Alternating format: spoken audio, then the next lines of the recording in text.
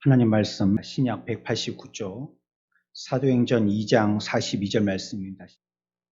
그들이 사도의 가르침을 받아 서로 교제하고 떡을 떼며 오로지 기도하기를 힘쓰니라. 사람마다 두려워하는데 사도들로 말미암아 기사와 표적이 많이 나타나니 믿는 사람이 다 함께 있어 모든 물건을 서로 통용하고 또 재산과 소유를 팔아 각 사람의 필요를 따라 나눠주며 날마다 마음을 같이하여 성전에 모이기를 힘쓰고 집에서 떡을 떼며 기쁨과 순전한 마음으로 음식을 먹고 하나님을 찬미하며 또 온 백성에게 칭송을 받으니 주께서 구원받는 사람을 날마다 더하게 하시니라. 아멘. 사도행전에서 우리들에게 말씀하시는 것을 들어보면 우리 모두의 본성이 나타나는데 우리들은 모두 하나님의 본질상 진노 아래에 있고 현재 우리가 살고 있는 이 세상도 그러하다라고 얘기하고 있습니다. 세상이 하나님께 대한 태도는 의도적으로 그분을 우롱하고요, 대적하고 그분의 이름을 모독하고 이제 이것이 법적으로 제재할 수 없을 정도에까지 이르게 되었습니다. 세상이 오늘 우리가 보기에 한탄스러운 이 지경이 된 것이 바로 이 때문입니다. 때로 하나님은 세상에 사람들이 그 악한 생각을 하도록 그대로 내버려 두심으로 그들을 심판하십니다. 인간은 하나님 없이도 살 수 있다라고 얘기하는데 그러면 하나님 없이 살도록 방치하여 두는 것입니다. 이것이 하나님께서 인간들에게 진노하시는 진노의 방법입니다. 그렇지만 또 한편으로 세상의 유일한 희망이 예수 그리스도이심을 말씀하기도 하세요. 그분이 우리들에게 참된 복음이고 이것을 세상에 알리도록 교회에 사명을 주셨다라고 얘기하고 있습니다. 그러니 교회가 이 소망을 전하지 아니하면 세상은 그저 그들이 하던 죄악을 밥 먹듯이 하면서 하나님의 진노 아래 그대로 놓일 수밖에 없는 상황에 이르는 것입니다. 그래서 우리들은 이 사도행전에서 우리들에게 말씀하고 있는 이 메시지들을 잘 듣고 우리로만 끝날 것이 아니라 이것을 세상에 전해야 할 그 사명이 있는 줄 알고 이 말씀을 가지고 세상에 나아가야 하는 것입니다. 우리는 지금 신약의 초대교회의 기사들에 대해서 살펴보고 있습니다. 새 생명이 어떻게 나타나는지 그 방법들을 살펴보고 있습니다. 우리가 지난주에 생각했던 말씀이요. 사람들이 그리스도인이 되어질 때에 가장 먼저 하는 일이 자신을 세상에서 어떻게 한다고 그랬습니까? 분리시키는 것이라 했습니다. 이것은 어떤 면에서는 새 생명을 가진 거듭난 자가 가지게 되어지는 아주 소극적인 변화입니다. 자동적으로 그렇게 분리되는 것이에요. 마치 병아리가 알에서 자동으로 깨어서 알 속에 갇혀있지 않고 세상으로 나오는 것입니다. 이 일은 누가 어떻게 적극적으로 하려고 하지 않더라도 그 시기가 되면 그렇게 되는 것이에요. 그러면 오늘은요, 다른 한 면을 살펴볼 것인데 그것은 새 생명이 적극적인 방법으로는 어떻게 나타나는가 하는 것이에요. 분리는 소극적인 방법이라면 그러면 이 거듭난 자가 드러나게 되어지는 하나님의 교회 또 그리스도인으로서의 그 생명의 나타남의 적극적인 방법은 무엇인가 하는 것입니다. 이 부분을 오늘 우리가 읽었던 본문에서는 다시 한번 우리가 찾아볼 수 있겠습니다. 우리가 오늘 보아야 할 이 말씀에서 두 가지 전제를 여러분들에게 먼저 말씀드립니다. 이 말씀대로라면 그 사람은 그리스도인이라는 것이에요. 42절에서 47절까지의 말씀에 해당되는 사람이라면 그리스도인이라는 것입니다. 그러나 다른 거 자꾸 이유나 설명하지 말고 42절에서 47절까지의 말씀에서 제외되었다면 그 사람은 그리스도인이 아닌 것입니다. 지금 구원에 대해서 설명하고 있고요. 자신이 그리스도인인가, 새 생명을 갖고 있는 자인가, 교회인가를 확인하는 것입니다. 42절 봅시다. 같이 읽습니다. 시작.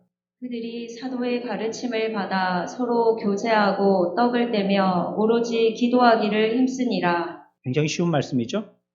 더 이상 긴 설명이 필요 없는 말씀입니다. 직독직해가 되는 말씀입니다. 그리스도인이 뭐냐? 교회가 뭐냐? 42절과 같다라고 말씀하고 있습니다. 이르면 교회고 그리스도인이라는 거예요. 44절입니다. 같이 읽습니다. 믿는 사람이 다 함께 있어 모든 물건을 서로 통용하고 마찬가지입니다. 그러면 그리스도인이라는 거예요. 그렇지 않다면 그리스도인이 아닌 것입니다. 45절 갑니다. 같이 읽습니다. 또 재산과 소유를 팔아 각 사람의 필요를 따라 나눠주며 이도 마찬가지입니다. 46절 읽습니다. 시작. 날마다 마음을 같이하여 성전에 모이기를 힘쓰고 집에서 떡을 떼며 기쁨과 순전한 마음으로 음식을 먹고 이렇게 했을 때 그 사람은 그리스도인이라는 것이에요. 이것은 그리스도인의, 다시 얘기하면 새 생명을 가지고 있는 사람들에게 나타나는 자동적인 현상이에요. 그리고 이렇게 하려고 해요. 그렇기 때문에 이 모습을 보면 그 사람이 그리스도인이라는 것을 확인할 수 있다는 것입니다. 우리가 이 모든 말씀, 금방 읽었던 말씀들은 그냥 읽으면 다 이해가 되는 말씀이지만 이해를 돕고자 조금만 설명을 붙이겠습니다. 특별히 우리들은 오늘 읽었던 말씀 가운데에서 46절에 조금 초점을 더 맞추고 생각해 볼 것입니다. 46절에 날마다 마음을 같이 한다, 이 부분하고요. 뒤에 가서 성전에 모이기를 힘쓴다는 부분하고요. 조금 더 뒤에 가서 집에서 떡을 떼며 기쁨과 이 부분, 이 세 부분을 같이 생각해 볼 것이고요. 뒤에 덧붙여서 한 가지를 더 생각할 것입니다. 이들은 그리스도인이 됐다라고 얘기하고 있습니다. 적극적인 면에서 볼 때는요, 교회에 합류하게 됐고요, 교회 안에 있는 자가 됐다라고 얘기하는 거예요. 그 사람이 그리스도인이 됐고 교회가 됐다면 적극적으로 어떤 모습이 나타나냐면, 첫 번째, 그들이 힘쓰니라, 이 표현이 많이 나오죠. 날마다 힘쓰고, 이런 표현도 나옵니다. 이런 말씀들을 볼 때에 이들은요, 지속적으로 모였다는 것입니다. 어떻게 했어요? 지속적으로 모였다는 거예요. 모이는데 힘을 썼다는 겁니다. 모였다는 거예요. 그냥 단순하게 얘기한다면 모였다는 것이에요. 모이는데 그냥 대충 모이거나 상황과 형편에 태워서 모이는 것이 아니고 힘을 써서 모였다는 거예요. 어떤 사람이 그리스도인인지 아닌지 알아보기 위한 첫 번째 테스트가 그것입니다. 뭐예요? 당신이 다른 그리스도인과 함께 모이고 싶어 합니까? 라는 질문에 yes라고 대답하면 그 사람은 그리스도인입니다. 당신이 그리스도인들과 함께 모이고 싶으냔 말이에요. 그러고 싶지 않아. 그러면 그 사람은 죄송하지만 비그리스도인입니다. 다른 설명을 붙이면 오해가 될 것 같으니까요. 성경대로 얘기하는 겁니다. 절대 교회에 출석하지 않을 때에도 그리스도인일 수 있다고 말하는 사람이 있습니다. 나는 교회 다니지 않지만 말이죠. 출석하는 그리스도인들을 판단하고 그들을 위선자라고 얘기합니다. 전통에 따라서 습관적으로 갈 뿐이라고 그들의 출석에 대해서 평가절하합니다. 그리고 자신은 이 모든 것들을 파악하고 판단할 수 있는 훌륭한 그리스도인이라고 얘기합니다. 그러나 나는 교회는 출석하지 않는다라고 얘기합니다. 사도행전의 오늘의 말씀에 따르면 이런 사람은 그리스도인이 아닙니다. 물론 교회에 나올 때요, 습관적으로만 나오는 사람이 있어요. 자기의 변화에 노력하지 않고요, 나와서 앉아있다가 가는 것으로만 만족하는 사람이 있어요. 그리고 이런 것들에 대해서, 성장이나 변화에 대해서 별 관심을 안 가지는 사람도 있습니다. 하지만 그리스도인이 아니라고 말할 때는요, 금방 우리가 읽었던 것처럼 성경에서 제시하는 것에 대한 반대의 것을 얘기할 때 아니라고 단정 지을 수 있는 거예요.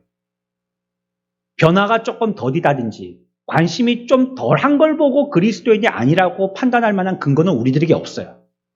그러나 그 사람이 모이는데 기뻐하지 아니하고 출석하지 아니한다면 그 사람은 그리스도인이 아니라고 성경은 얘기하고 있어요. 그러므로 우리는 이 부분에 대해서는 단정지어 얘기할 수 있습니다.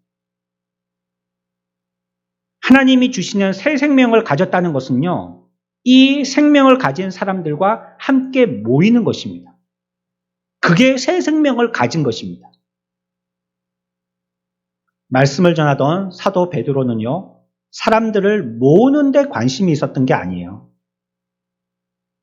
그의 관심은요, 영혼을 구원하는 거였습니다. 영혼 구원에 애쓰다 보니까 사람들이 모인 것이지 그의 목적이 사람들 모이게 하는 것이 아니었단 말이에요. 오늘날 목회자가 직업인이 될 수 있어요. 주의 복음을 전하다 보니까 교회가 조금씩 성장되어지고 변화되어지는 것인데 교회를 성장하고 변화시키는 것으로 말미암아 자기의 영광을 삼으려고 하게 될 때에 그 사람은 목회자가 아니고 직업인이 되는 겁니다.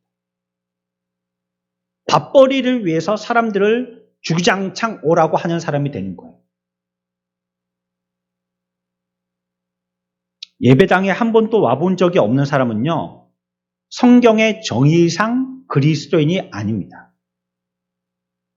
왜냐하면 이들은요, 자신들 속에 하나님의 생명이 없다는 것을 오지 않음으로 보여주고 있기 때문이에요. 생명이 있다면 오는 거예요. 오지 않는 것은 생명이 없다는 거예요. 그러므로 오지 않은 자는 그리스도인이 아니라는 공식이 성립하는 겁니다. 이따금씩 교회에 가는 사람들은요, 엄밀히 말해서 조금은 의심스러운 사람이긴 하죠. 지속적으로 가지 않고 뜨문뜨문 가는 사람들이요. 왔다가 말았다가 갔다가 말았다가 하는 사람들이요. 가뭄에 콩나듯이 교회에 출석하는 사람들이 있습니다. 어떤 사람들은 단순히 신분의 상징으로 교회를 다니는 사람들이 있고요. 또 교회에서 어떤 위치를 차지하고 거기에서 권위와 인정을 받으려고 하는 사람들도 있습니다. 교회 출석이 자기의 사회 활동의 일부분이라고 생각하는 사람들이 있다는 것이에요. 그러나 사도행전 2장에 의하면 그리스도인이 되면 47절에 사람마다 마음을 같이하여서 성전에 모이기를 힘쓰고 라고 얘기하고 있습니다. 언제 모인다고요? 날마다. 날마다 마음을 같이 한다는 거예요. 마음이 나눠지지 않는 거예요. 여러분이 아프면 저도 아픕니다. 여러분들이 회복되면 저도 회복돼요. 여러분들이 기쁘면 저도 기쁩니다. 여러분들이 슬프면 저도 슬픕니다. 같이 하는 거예요. 같이. 이런 사귐이 없는 곳에 교회가 있다라고 말할 수 없어요. 날마다 같이 모여서 같이 떡을 떼는 이 일이 없다면 그곳을 교회라고 얘기할 수 없다는 거예요.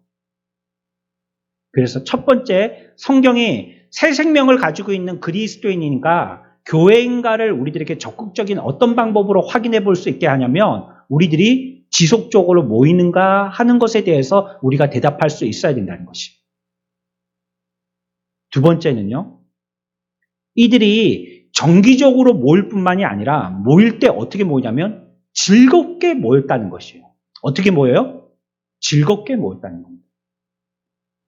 마지못해 모이거나 억지로 모인 후에 모인 다음에 빨리 갈색만을 하고 있다면 그의 의무를 이행하려고 모이는 이것으로만 만족한다면 그 사람이 그리스도인인가에 대해서 재질문해 봐야 된다는 거예요. 제가 학생 때 그런 적이 있습니다. 교회 출석하기 시작했는데 선생님이 학생 예배 때부터 해가지고 어른 예배까지, 그때는 어른 예배, 학생 예배 이렇게 불렸죠. 어른 예배까지 드리고 가라는 거예요. 그것도 도망 못 가게 저기 앞자리에 아직 30분이나 남아있는데 거기 딱 앉혀놓는 거예요. 선생님이 옆에 가시면 슬쩍 도망간 적도 있었습니다. 한두 번은. 선생님이 다른 일로 선생님들은 여러 가지 일들을 맡으시니까. 옆에 딱 앉아 계시면 도망을 못 가는데 어디 다른 일을 하러 가신다 하면 화장실 가는 척 하면서 또 감사하게도 화장실이 바깥쪽에 있어서요. 가는 척 하면서 도망가고 그런 적이 있었었죠. 근데 그 자리가 그때는 왜 그렇게 힘들고 불편했는지 몰라요. 자꾸 시계를 보게 되고요. 그럼 선생님이 쿡쿡 찌르는 거 시계 보지 마라. 꼭 시계는 뒤쪽에 있잖아요. 목사님만 보이게. 그렇죠?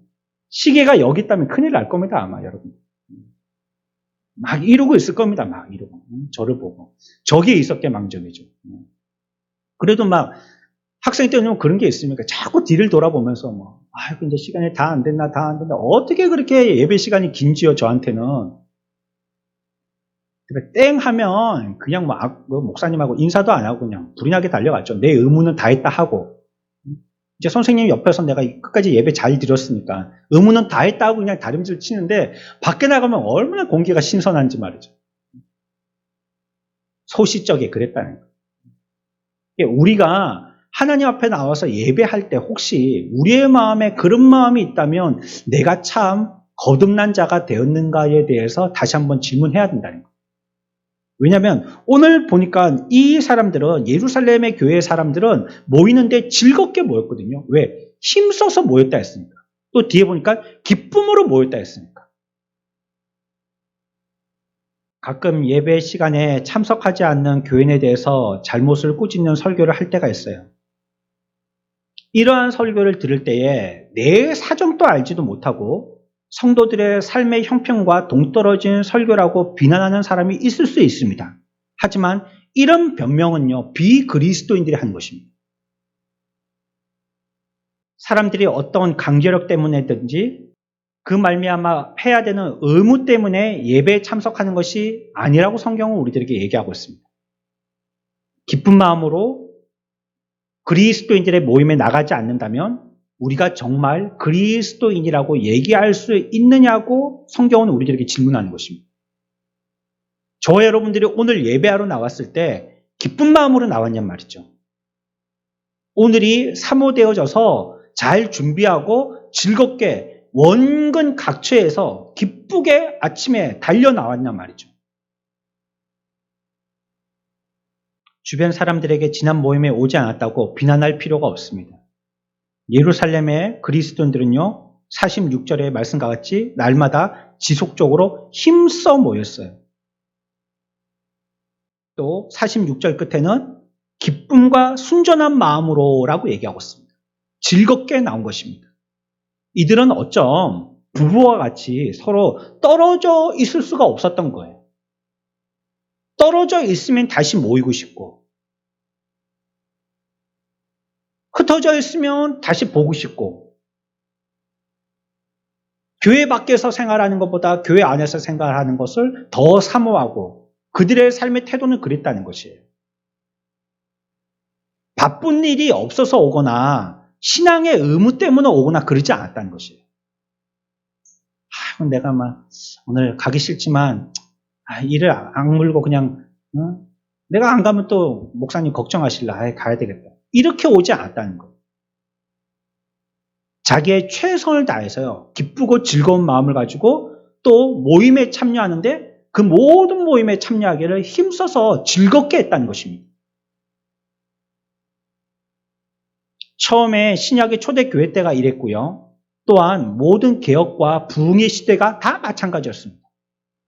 우리나라도 여러분들이 기억해 보시면 교회가 부흥할 시점에 대해서 얼마나 교회에 많은 시간들을 들였는지 모릅니다. 여러분들이 이전에 7, 80년대에 신앙생활을 하셨던 분이 계셨다면 그때 여러분들은 세상의 시간과 교회 생활의 시간에 어디에 시간을 더 많이 두고 마음을 써서는지 한번 비교해 보세요. 지금과. 정말로 교회에서 살았습니다. 밤을 지새우기까지 했어요.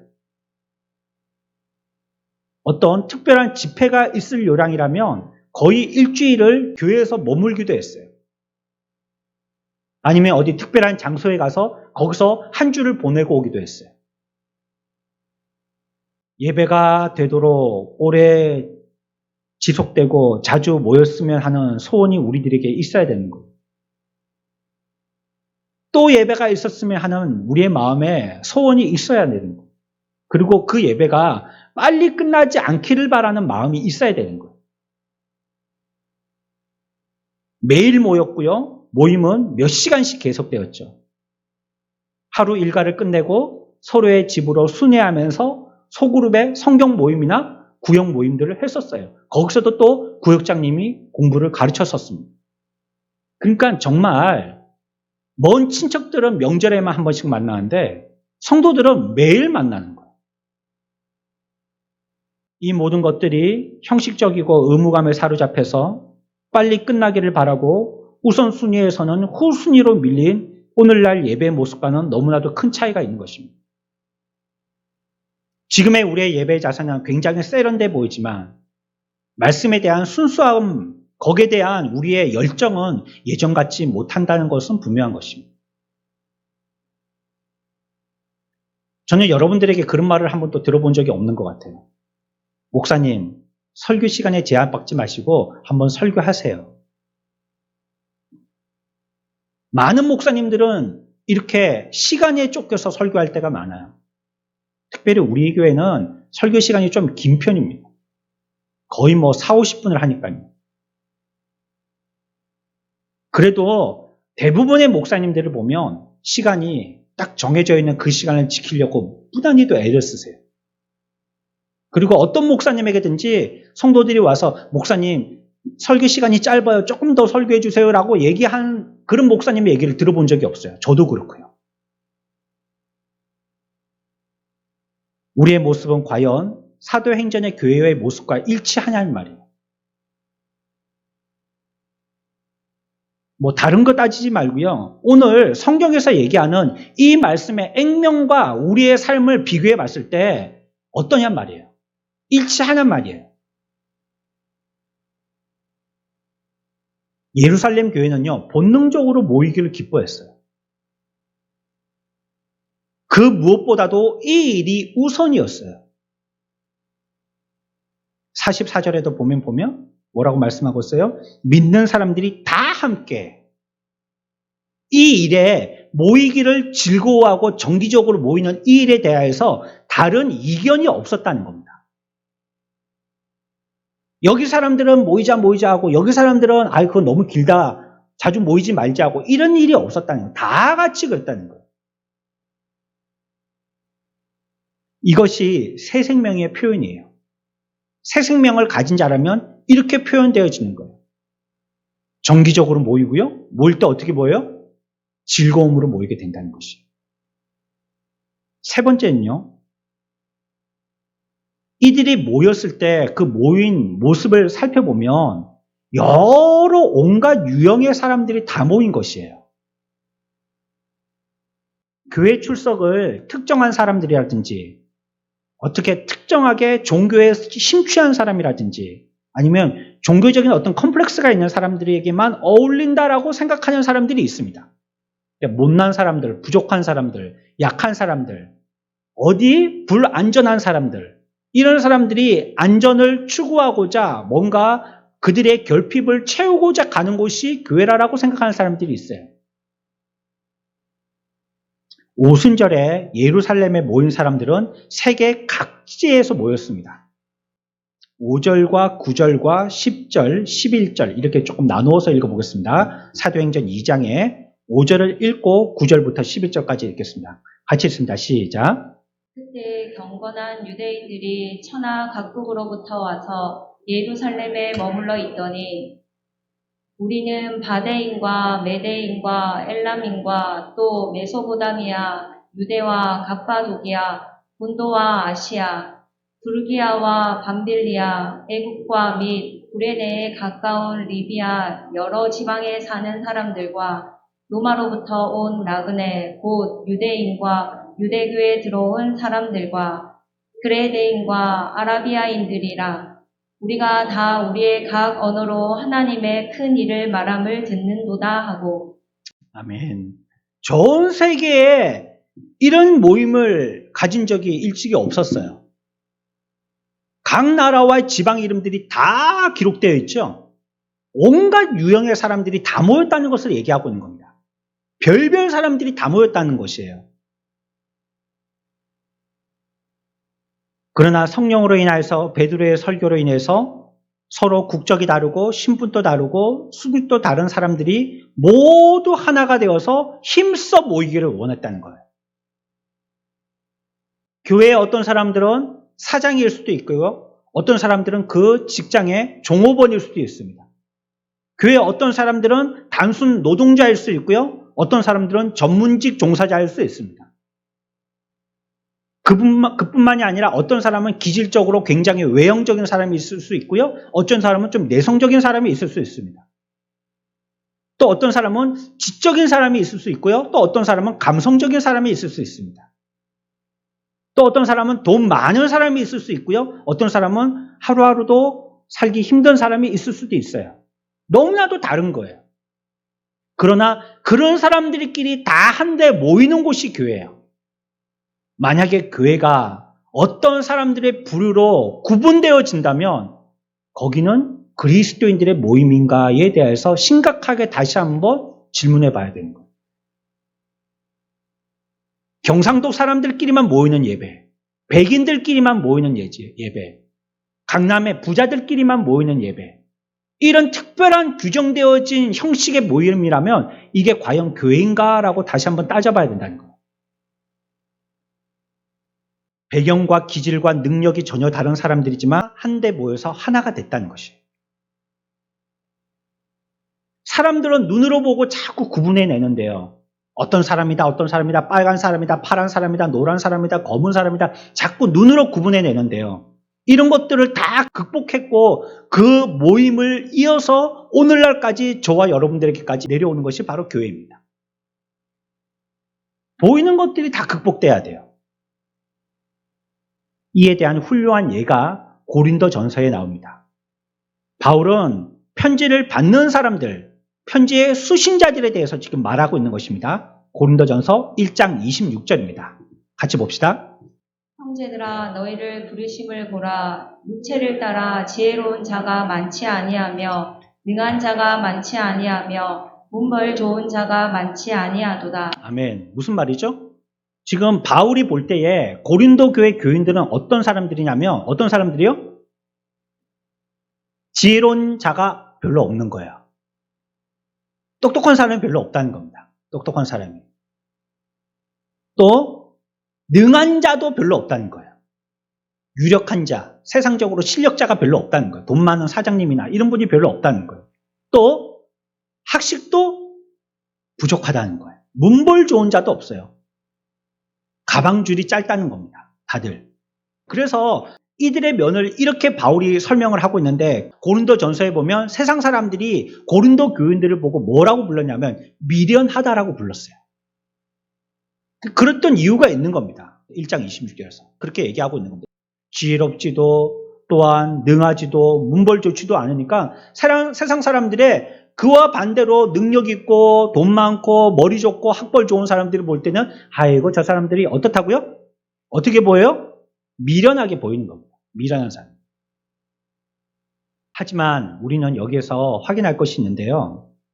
이런 부분에서 반대에 있는 지금 1장 26절에 고린도 교회의 그 수신자들에 대한 상태를 설명하고 있는 이런 내용과 완전히 반대되어 있는 그 위치에 있는 사람이 바로 이 글을 쓰고 있는 바울이라는 거예요. 바울은 어떤 사람이에요? 지혜로운 자입니다. 그는 능한 자예요. 또 문벌 좋은 자예요. 하지만 한 교회가 되어졌을 때 고린도 교인과 고린도서를 쓰고 있는 바울은 서로 연합되어진 아름다운 교제를 이룰 수 있었다는 것이에요. 온갖 유형에 모이는 사람들이 함께 모여서 한 곳에서 같이 예배하는 사람들이 됐다는 거예요. 또 로마 교회에 보낸 편지에도 같은 모습을 발견하게 되어져요. 바울이요. 로마 교인들은요, 대부분 어떤 사람들이었냐면 가이사 왕실의 종들이 대부분이었습니다. 종들. 황제의 종들이 대부분이었었어요. 어디에 가면 그런 분들이 있다고 제가 알고 있는 목사님 한 분은 울진에 계셔서 거기서 목회를 하시는 분이신데 거기에 발전소가 한 개 있어요. 근데 그 교회 교인들은 거의 그 발전소 직원들이에요. 근데 그 교회 단점은 뭐냐면 발전소 직원들이 3년인가 5년 주기로 한 번씩 완전히 물갈이가 된다는 거예요. 싹 다 이사 가고요. 또 새로운 사람들이 싹 온다는 거예요. 그러면 교인들이 거의 80%가 바뀌고요. 새 교인들이 80%가 들어온다는 거예요. 이런 걸 힘들어 하시는 그런 목사님을 알고 있습니다. 거의가 그 같은 회사의 직장인들, 뭐 울산 같은 경우에도 더 그렇겠죠, 보면. 거기도 공장지대, 뭐 자동차 공장 이런 데가 많으니까. 그렇죠? 특별히 그 근처에 교회라면 더 그렇겠죠. 이것처럼 지금 살펴보려고 하는 이 로마 교회 교인들도 대부분 그런 종들이라는 거예요. 그들의 모습은요.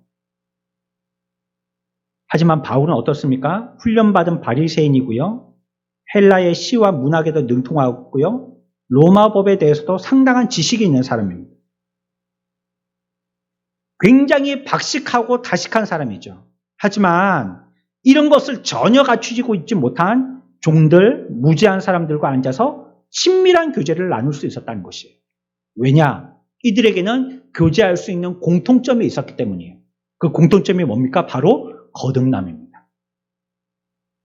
이것으로서 서로 교제할 수 있었던 것입니다. 여러분들이 본질적으로 어떤 사람인가는 별로 중요하지 않습니다. 저는 여러분들의 내력을 잘 모릅니다. 여러분들의 개인의 역사도 잘 몰라요. 대단한 지성인인지 무식자인지 그거 별로 중요하지 않다는 거예요. 우리에게 중요한 것은요, 모두가 똑같은 한 분이 필요하다는 데에서 중요한 것입니다. 그리고 우리 모두는 이 죄로 말미암아 종살이하여서 다 자유자가 됐다는 데에 대해서 공통점을 갖고 있다는 게 중요하다는 것이고, 이를 위해서 노력하는 것이 중요하다는 것입니다. 지난 시간에 배웠죠. 우리는 그래서 구원받았던 자이고 구원받고 있는 자이고 구원받을 자라는 것에 대한 공통점을 이루고 있다는 것입니다. 이게 중요한 거예요.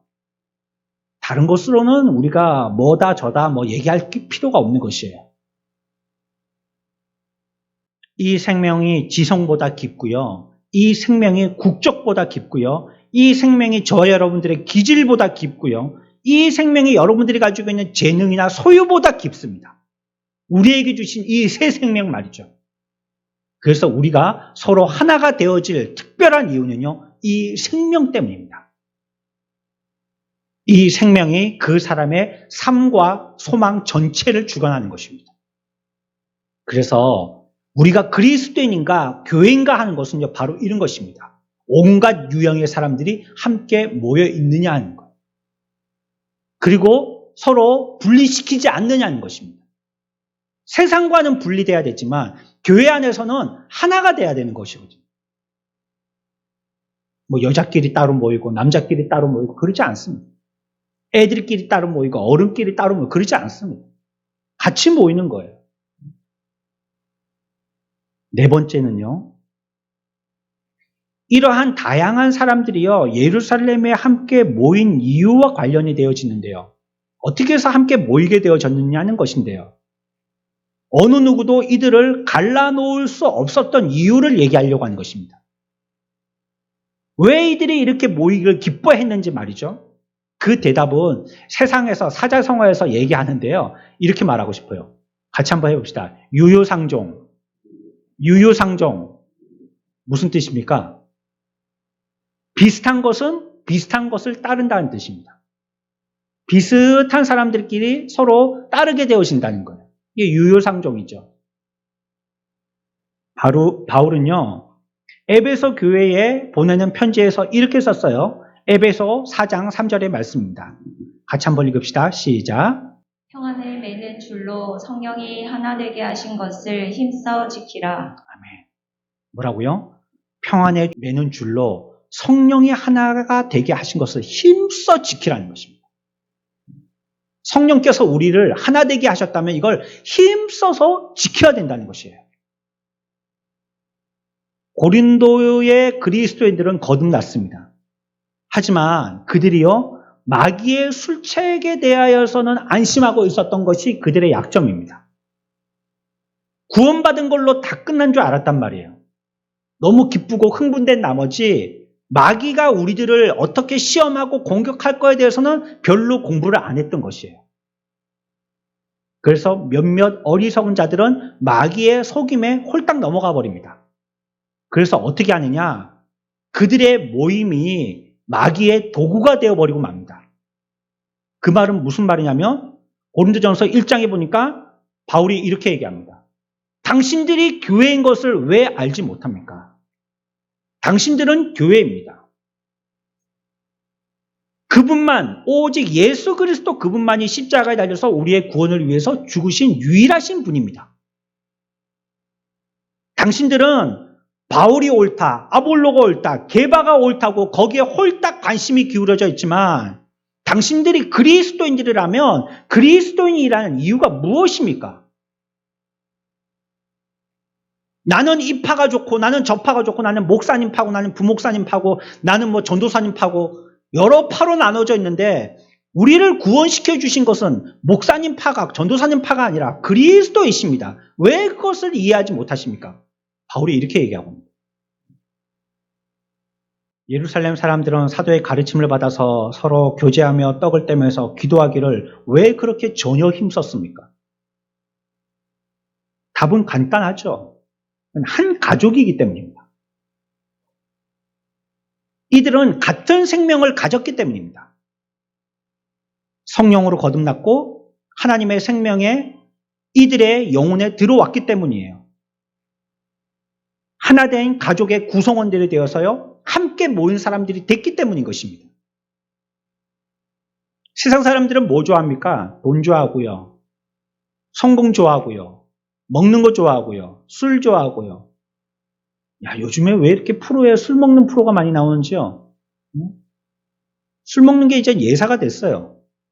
술 선전도 많이 하고 뭐 그렇게 술이 그렇게 뭐 많은지 세상이 타락할수록요. 음주 문화가 발달됩니다. 음주로 인한 폐해가 많이 사회 문제가 됩니다.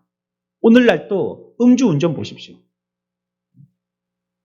아니 그냥 먹고 조용히 자면 될 텐데 꼭 핸들을 잡는단 말이에요. 옷 좋아하고요. 즐기는 거 오락 좋아하고요. 또 어떤 감각적인 말초적인 쾌락 좋아하고요. 이 현대인들 아닙니까? 하지만 모든 그리스도인들은요, 다 함께 이 세상의 삶과 세상의 상태와 역사에 관해서 근본적으로 그들이 추구하는 세상의 즐거움과는 전혀 다른 견해를 갖고 있는 자들이었습니다. 세상이 그들이 좋아하고 추구하고 바라보고 힘쓰는 부분들과 그리스도인들이 좋아하고 기뻐하고 즐기며 힘쓰는 부분들이 전혀 달랐다는 것이에요. 그 다름에 있어서 이들은 하나가 되었다는 거고요. 그것에 있어서 그들은 즐거워했다는 것이에요. 우리가 혹시 예수 믿어서 세상의 즐거움을 취하려고 한다면 이거는 예수 믿는 것도 안 믿는 것도 아닌 것입니다.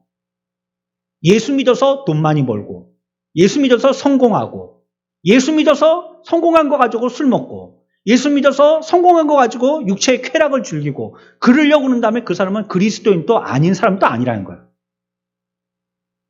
차든지 더웁든지 하지 미지근하지 말라고 그랬죠. 찬 거 괜찮아요. 차지 말라는 말 안 했으니까요. 더운 것도 괜찮아요. 그러나 미지근하면 안 되는 거예요. 죽음에 관해서도 마찬가지입니다. 세상 사람들이 보는 견해와 우리 하나가 되어진 그리스도인들이 보는 견해는 전혀 다른 것입니다. 며칠 전에 무슨 책을 봤는데요. 말기암 환자들이 마지막에 되어질 때에 나타나는 몇 가지 증세가 우리나라 어떤 호스피스 병동에서 자료로 만든 것과 외국에서 만든 자료의 내용을 비교하면서 설명한 그런 내용의 글이었습니다. 거의 일치하더라고요. 거의 일치. 그런데 우리나라 자료에 없는 특이한 자료가 외국 자료에 한 가지 있었었는데 그게 뭐냐면 마지막 죽을 때 사람들이 굉장히 죽는 것에 대해서 두려워한다는 거예요. 엄청나게 두려워한다는 거예요. 안 죽으려고. 제가 봤던 어떤 영상 중에도 그런 게 있었습니다. 집채 많은 남편이 자기의 반밖에 안 되는 아내의 허리를 부여잡고 죽기 싫다고 그렇게 울고불고 하는 거예요.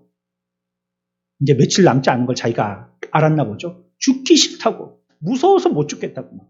문 앞에 뭐 시커먼 사람이 서 있는데 무서워서 못 죽겠다고. 두려워하는 거예요. 세상 밖의 사람들이 죽음에 대한 견해입니다.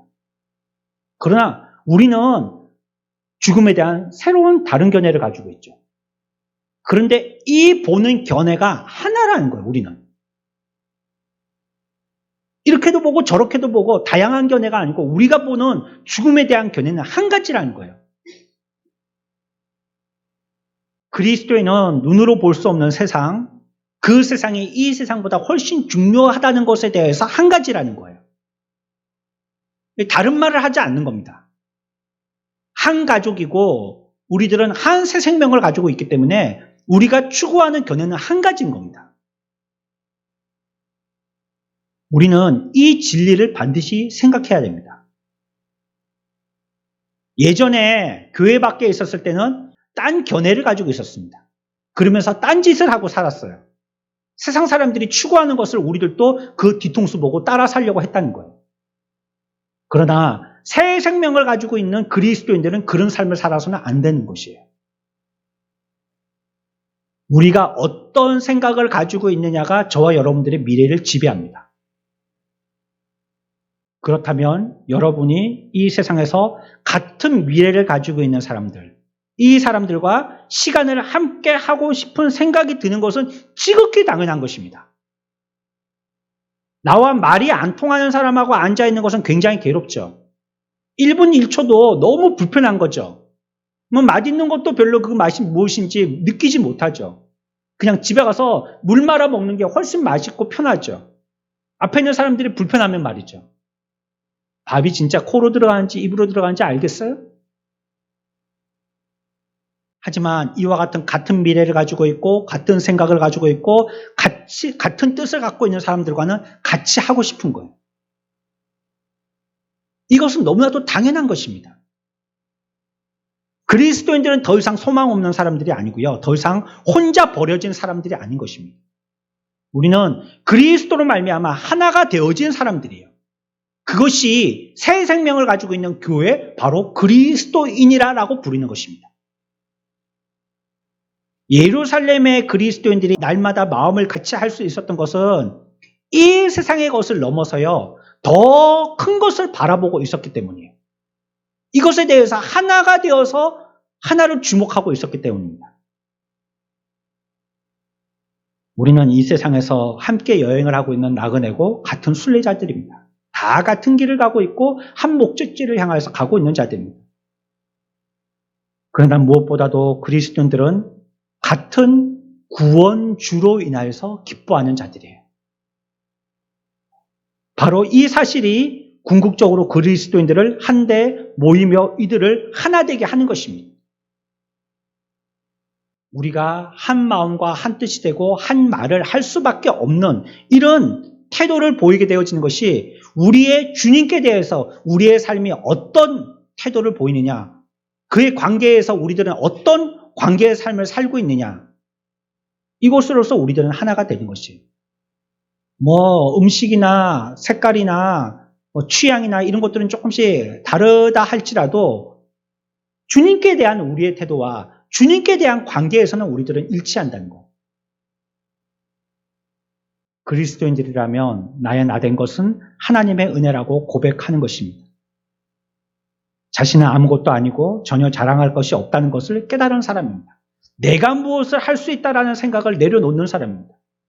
주님만이 하실 수 있음을 믿고 그분에게 우리의 인생을 정말 맡겨놓는 겁니다. 여러분들이 돈을 은행에 맡겨두듯이 말이죠.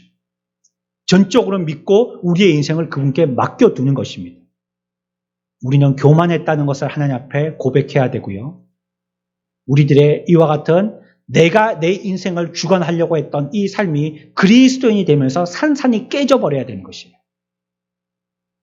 그래서 그리스도인들은 이와 같은 동일한 고백을 하게 됩니다. 갈라디아서 2장 20절의 말씀입니다. 우리 같이 이 말씀을 읽으면서 함께 고백되기를 바랍니다. 같이 읽읍시다. 내가 그리스도와 함께 십자가에 못 박혔나니 그런즉 이제는 내가 사는 것이 아니요 오직 내 안에 그리스도께서 사시는 것이라. 이제 내가 육체 가운데 사는 것은 나를 사랑하사 나를 위하여 자기 자신을 버리신 하나님의 아들을 믿는 믿음 안에서 사는 것이라. 아멘. 믿음 안에는 새로운 세계가 있습니다. 새로운 소망이 있고요. 새로운 생각이 있습니다. 우리는 그래서 새 생명을 가져서 새롭게 살아야 합니다. 이러한 삶의 공동체를 일컬어서 교회라고 얘기하는 겁니다. 그러한 삶을 사는 각 구성원들을 그리스도인들이라고 얘기하는 것입니다. 우리 가운데 분열은 사라졌습니다. 우리의 관계와 우리의 목적이 하나이기 때문에 그렇고 우리의 구원주가 한 분이시기 때문에 그렇습니다. 나뉘어질 수가 없는 것입니다. 고린도 교회와 같이 파당이 나눠질 수가 없는 것이에요. 그리스도 안에서 하나이고 그분께 영광과 찬양을 돌리는 데에서 하나이고 그분만이 구원하셨고 구원하시고 구원하실 분이라고 말하는 데 대해서도 우리들은 하나인 것입니다. 그러므로 그리스도인들은요, 그분에 대한 사도들의 가르침을 따르는 자가 되어야 되겠고요. 또 그분을 중심에서 우리들은 교제하는 자가 되어야 되겠고 그분을 생각하면서 함께 떡을 떼고 성령께서 전혀 기도하게 하실 때에 함께 모여 기도하는 자들이 되어야 하는 것입니다. 이게 교회입니다. 그러니 우리는 이 네 부분에서 내게 새 생명에 있는 그리스도인인지를 확인해 볼 수가 있는 것입니다. 내가 정말 그리스도인인가 하는 것이에요. 첫 번째는 뭘 보고 알 수 있다고요? 어떻게 보여요? 어떻게 모인다고요? 계속 모이는 거예요. 한 번 모이고 뭐 평생 유럽의 그리스도인들처럼요. 출생 때, 생일 때, 결혼 때, 아니면 장례식 때, 이때만 교회 오고 마는 게 아니에요. 지속적으로 모여야 되고 성경이 말하는 건 아닙니까? 제가 설명한 게 아니고 오늘 42절부터 47절까지 성경이 말하는 건 아닙니까? 그러면 그 사람은 그리스도인이라는 거예요. 아니면 의심해 봐야 된다는 거예요. 비그리스도인일 걸 하고 의심해 봐야 된다는 거예요. 또 모일 때 어떻게 모인다고요? 즐겁게 모여야 된다는 거예요. 교회 오고 그리스도인들과의 모임을 즐거워하느냐는 거예요. 거기에 대해서 의문을 가진다면 나도 그리스도인인지에 대해서 의문을 가져봐야 된다는 것이에요. 세 번째는 어때요? 어떻게 했다고요? 여러 유형의 사람들이 같이 모이는 거예요. 분리되어지면 안 됩니다. 우리끼리 저녁끼리 나눠지면 아니에요. 그 교회가 아닌 거예요. 돈이 있는 사람들끼리 없는 사람들끼리 공부 많이 하는 사람들끼리 적게 하는 사람들끼리 노인들끼리 애들끼리 이게 흩어지면 안 되는 거예요. 같이 모여야 되는 것입니다. 우리 교회 예배를 보세요. 뭐 우리는 조그만 교회지만요. 어린아이라고 너희들은 어린이 예배만 드리고 집에 가 그러지 않습니다. 왜? 이때 말고는 우리가 한때 예배 드릴 수 있는 시간이 있나요? 애들이 좀 시끄러워도 괜찮아요. 뭐 요즘에 애들 소리 어디서 듣겠어요? 애들 우는 소리 반갑잖아요. 야, 어제 우리 교회에서 작업하시는 두 분하고 저기 도청 도지사 관사 있는 데서 밥을 먹고 왔는데 거기 보니까 막 전부 다 쌍쌍이 젊은 남자 여자 이렇게 쌍쌍이 이렇게 막 다니시는데 와 생동감이 있더라고요. 여기하고 좀 분위기가 좀 다르더라고요. 거기는 또 가로수길, 세로수길, 뭐 무슨 길 해갖고 막 커피 마시고 막 이렇게 막 사진도 찍고 그런 사람들이 많으니까 분위기가 다르더라고요. 올 때 우리가 여기 계속 서 있는다고 젊어지는 것도 아닌데 빨리 집에 갑시다. 그러고 왔습니다. 아니, 젊은 사람들이 많으니까 생동감이 있더라고요. 교회 아이들이 많은 게 좋지 않습니까? 예? 아이들이 다치지만 않게 한다면 냅두세요 그냥. 이 아이들도 눈치가 있어서요. 좀 장난치다가 이러면 안 되지 싶어서 제자리에 앉습니다. 굳이 격리시킬 필요가 없어요. 우리하고 같이 예배 드려야죠. 왜? 우리는 같은 교회니까. 옛날에는 아이들 보고 어디 터미널 같은 데서 표 살 때 뭐라고 그랬어요? 반표 달라고 그랬죠. 반표. 애들이 반이라는 거야. 2분의 1. 그런 게 어디 있어요? 반표가. 교회는 반표 없습니다.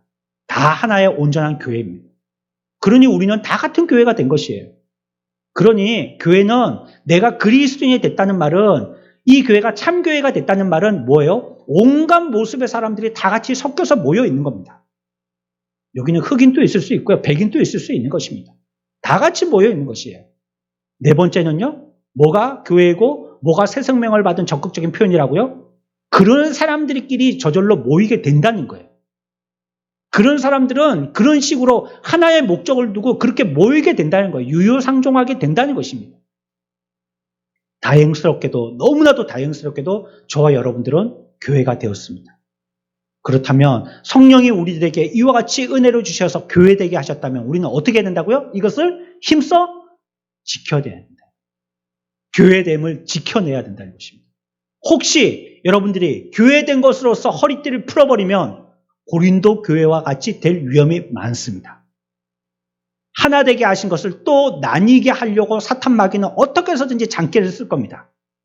우리들이 하나 되는데 힘을 쓰지 않는다면 또 분리되고 말 것이에요. 이거는 사탄이 장난질하는 것입니다. 저와 여러분들, 이 시대에 우리들에게 하나인 그리스도인 되게 하신 성령의 은혜를 우리가 힘써 지키고 이 세상에 있으면서 우리가 그리스도인이 되어서 한 성도가 되어서 하나의 교제하는 무리들이 되어서 이 세상에서도 천국을 맛볼 수 있는 참 교회된 저와 여러분들의 복된 삶들이 다 되어지시기를 축원합니다.